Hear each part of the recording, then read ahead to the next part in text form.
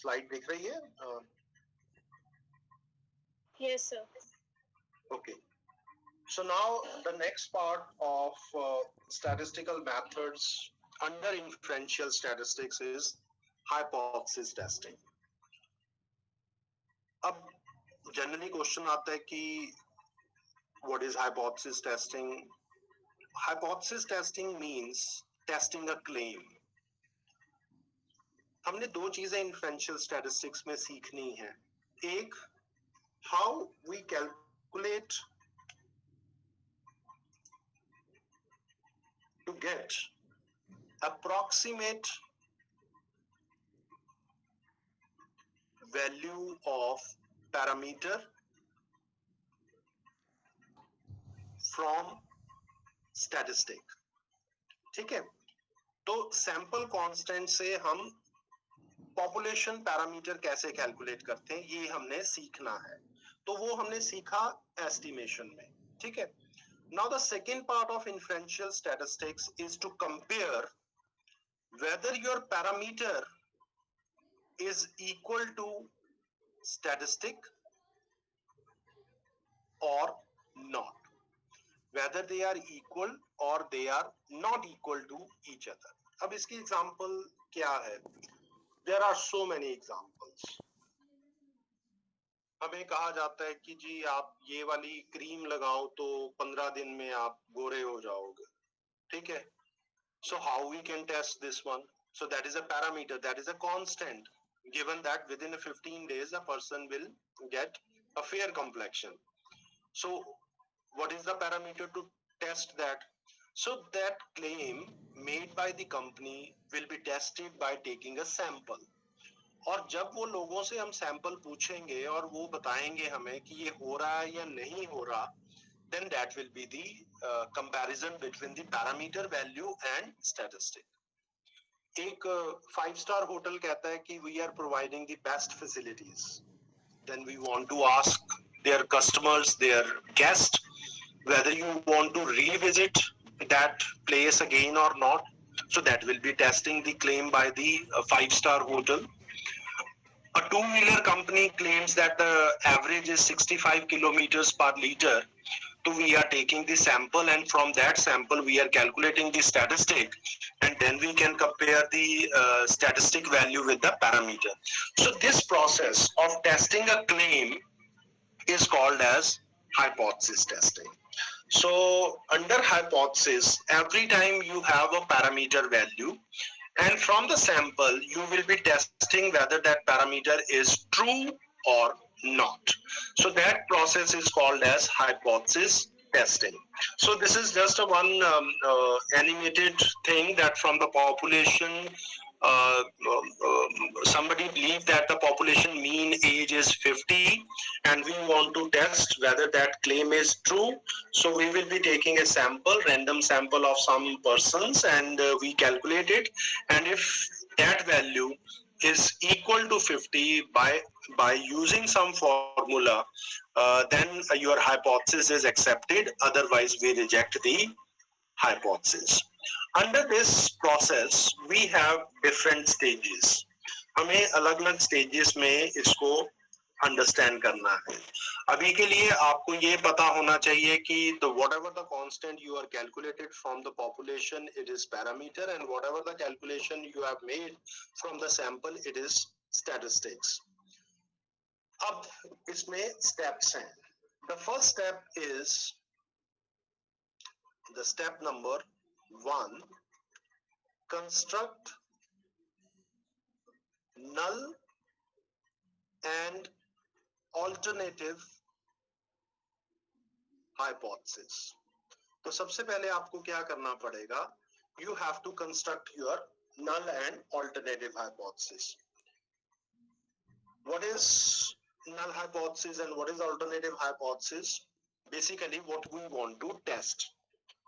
So जिस चीज को हम टेस्ट करना चाहते हैं उसको हमें null या alternative hypothesis में रखना पड़ेगा.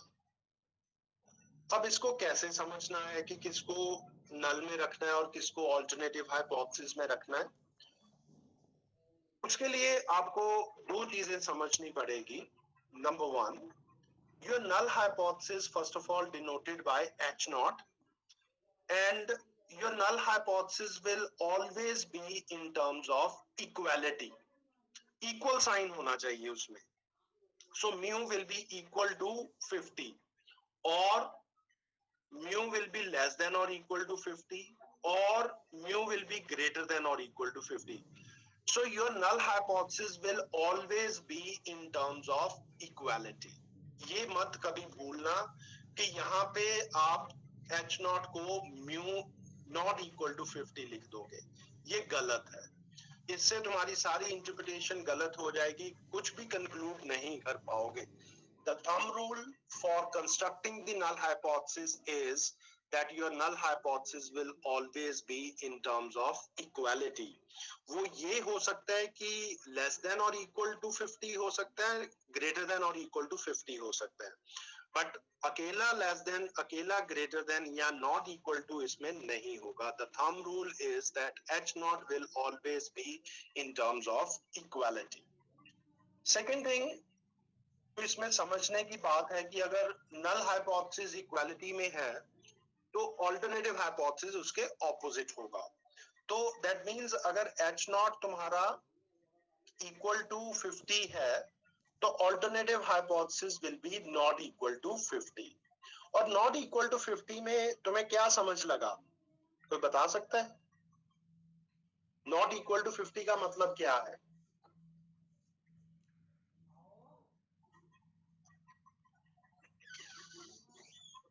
Yes, sir. Less than or greater than 50, sir. Yeah, so it can move both sides. It can move both sides. It can go left side as well as on the right hand side. So it has two tails. तो जब आपका equal to और not equal to आएगा, that will be called as a two tail test. इसको हम क्या नाम देंगे? We called it two tail test. और अगर आपका mu less than or equal to 50 है तो इसका ऑपोजिट क्या होगा? ग्रेटर देन और अकेला ग्रेटर देन. इक्वल टू तो इधर आ गया, so it is greater than 50. So it has a single tail. ये जो टेस्टिंग है ये सिंगल टेल टेस्ट है. This called as a single tail test. और सिंगल टेल टेस्ट का मतलब है greater than 50. Greater than 50 means mean के राइट साइड पे. तो इसको और अगर समझना है तो it is a right tail test. ठीक है. और तीसरी कंडीशन क्या बन सकती है? म्यू इज ग्रेटर देन और इक्वल टू 50, और इसका ऑल्टरनेटिव बनेगा म्यू इज लेस देन 50. ये भी सिंगल टेल है बट ये लेफ्ट टेल है. ठीक है. तो जो आपका ये कर्व है म्यू, अगर तो नॉट इक्वल टू है तो left and right both are involved, और अगर आपका ग्रेटर देन साइन है ऑल्टरनेटिव में then only right is involved, और अगर लेस देन है देन लेफ्ट इज इन्वॉल्व्ड. तो ये चीज पहले आप समझ लो that whatever your null hypothesis, exactly opposite to that is your alternative hypothesis. Null hypothesis will always be in equality and alternative hypothesis is opposite to that, right?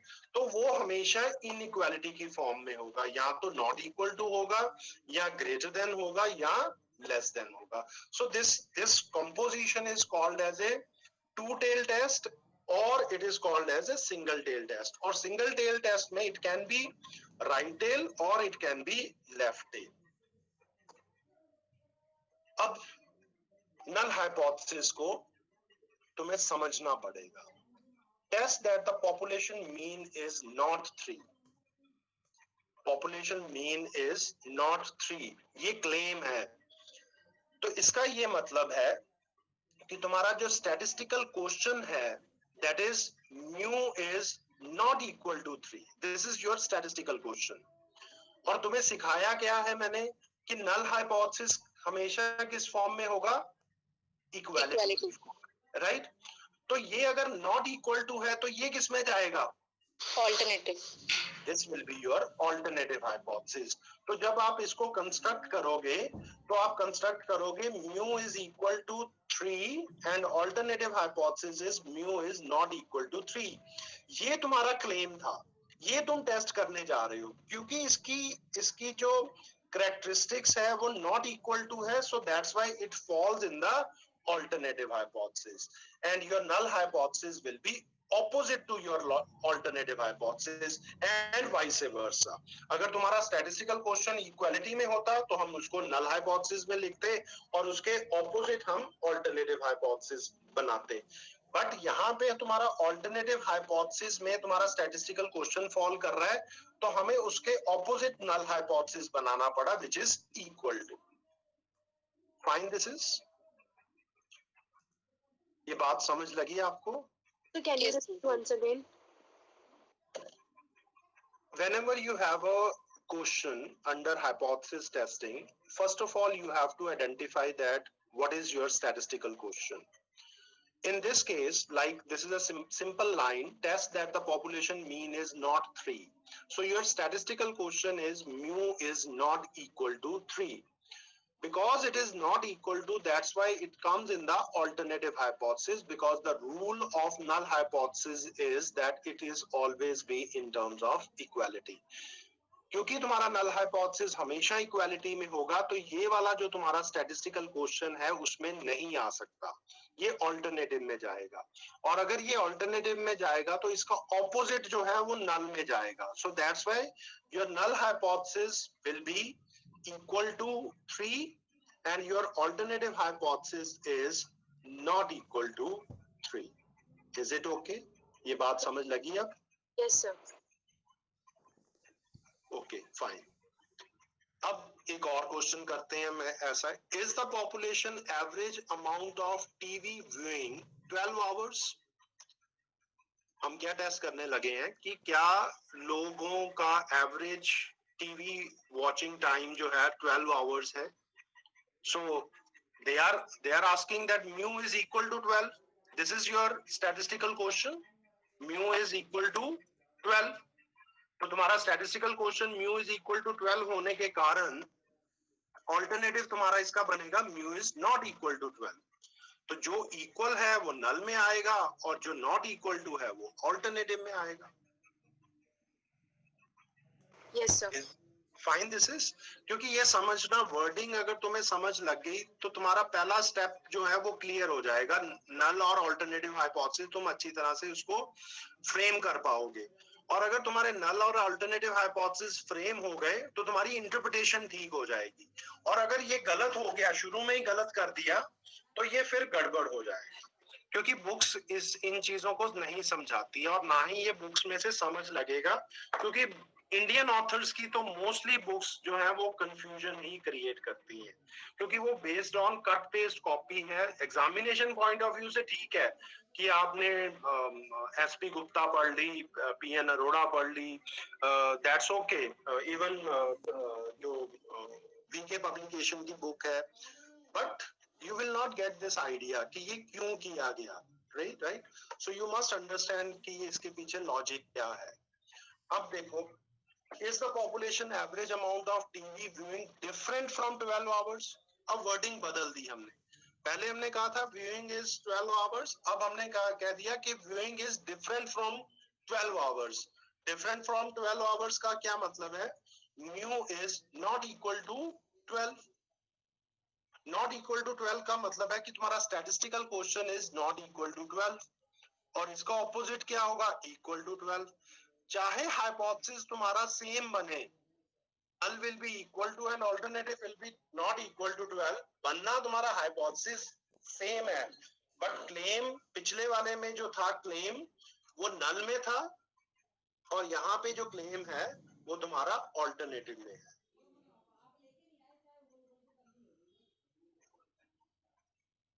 Is there any doubt?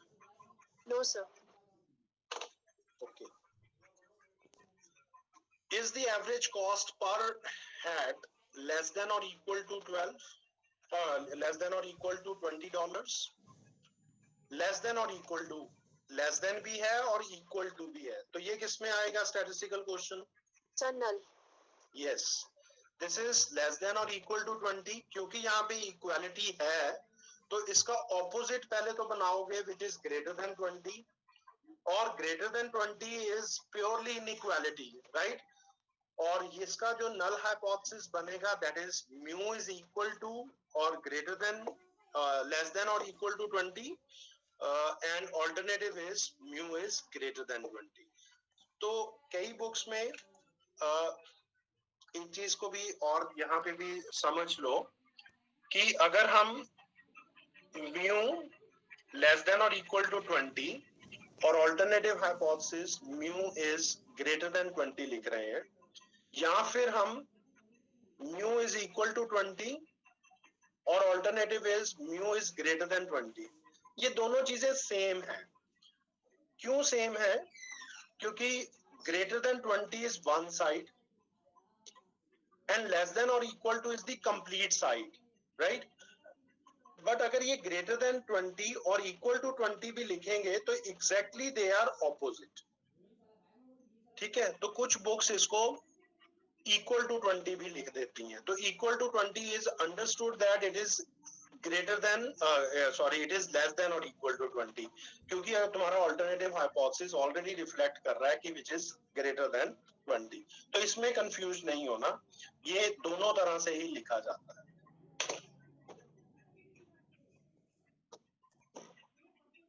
Is it okay? Yes, sir. Yes, चलो, sir.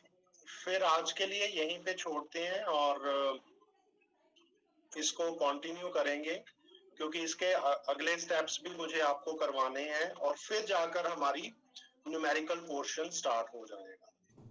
तो अभी के लिए आप लोग इन चीजों की practice कर लो. ये हाइपोथेसिस, जैसे अभी एक एग्जांपल और है, is the average amount spent in the book store greater than 25. Greater than 25 है तो that comes in the alternative hypothesis, और इसके ऑपोजिट क्या बनेगा? Equal to 25. इक्वल टू 25 भी बन सकता है और लेस देन और इक्वल टू 25 भी बन सकता है. तो both are okay, both are correct. तो ये प्रैक्टिस आप लोग कर लो. अभी हाइपोथेसिस की थ्योरेटिकल जो इंट्रोडक्शन वाला पार्ट है चैप्टर में से, वो पढ़ना स्टार्ट कर दो. And most probably for 14th will be the holiday and the 15th is your exam. तो next week में तो हम इसको continue नहीं करेंगे, but आपके एग्जाम के बाद फिर इसको continue करते हैं.